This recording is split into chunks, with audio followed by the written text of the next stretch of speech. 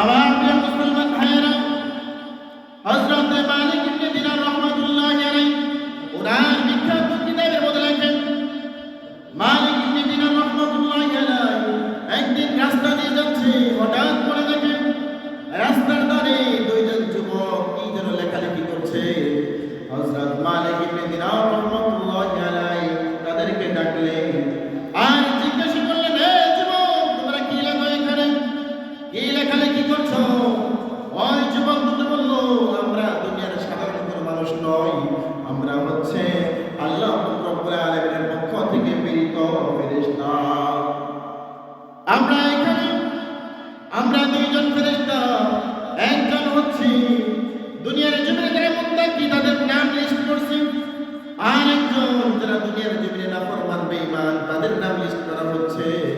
মালিক ইবনে দিনার রাহমাতুল্লাহি আলাইহি ডাক দিয়ে বললেন, ঠিক আছে, অনেক ভালো কাজ, কিন্তু আমার একটা প্রশ্ন, আমি মালিকের নাম এই মুত্তাকিদের লিস্টের মধ্যে আছে কিনা একটু দেখো, আমাকে জানাও।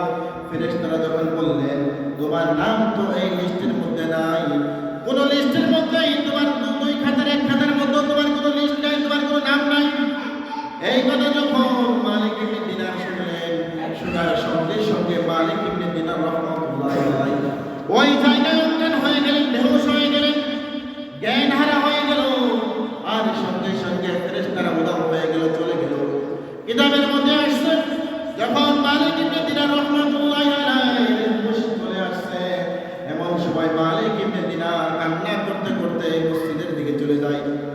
আর মসজিদের ভিতরে যাওয়ার পর সিজদায় পড়ে যায়, আল্লাহ রব্বুল আলামিনের কাছে কান্না করে, তওবা করে, আর বলে, ইয়া রব্বুল আলামিন, আমার নাম তোমার সেই মুত্তাকিদের লিস্টের মধ্যে নাই, তোমার কাছে আমি কি জবাব দেব? কান্না করতে করতে হঠাৎ করে ঘুম ধরে গিয়েছে, ঘুমিয়ে পড়েছে। এমন সময় ওই দুই ফেরেশতা আবার চলে আসছে, আসার পর বলতেছে, হে মালিক, তুমি কেন কান্না করো? কি হয়েছে তোমার? তুমি কান্না করো না, কারণ আমরা তোমাকে সুসংবাদ দেওয়ার জন্য তোমার কাছে চলে আসছি। বলেন সুবহানাল্লাহ। কি সুসংবাদ? তোমরা আমাকে কি সুসংবাদ দেওয়ার জন্য আসছো? ফেরেশতারা বলতেছে, ও মালিক, টেনশনের কোনো কারণ নাই, চিন্তার কারণ নাই, কান্না করেন না, কারণ আমরা আমাদের কাছে যে লিস্ট ছিল, এটা হচ্ছে নকল।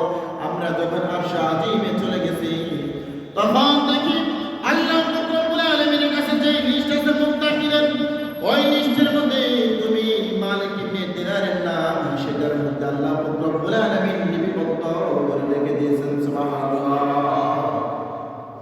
এই জন্য বলতেছিলাম, দুনিয়ার জমিনে যারা মুত্তাকি হবে, শুধু তাই নয়, দুনিয়ার জমিনে যারা মুত্তাকি হবে, এই যে দুনিয়ার জমিনে ফেরেশতারা আসা যাওয়া করে, এদের সাথে ওই মুত্তাকি যারা আল্লাহ ওয়ালা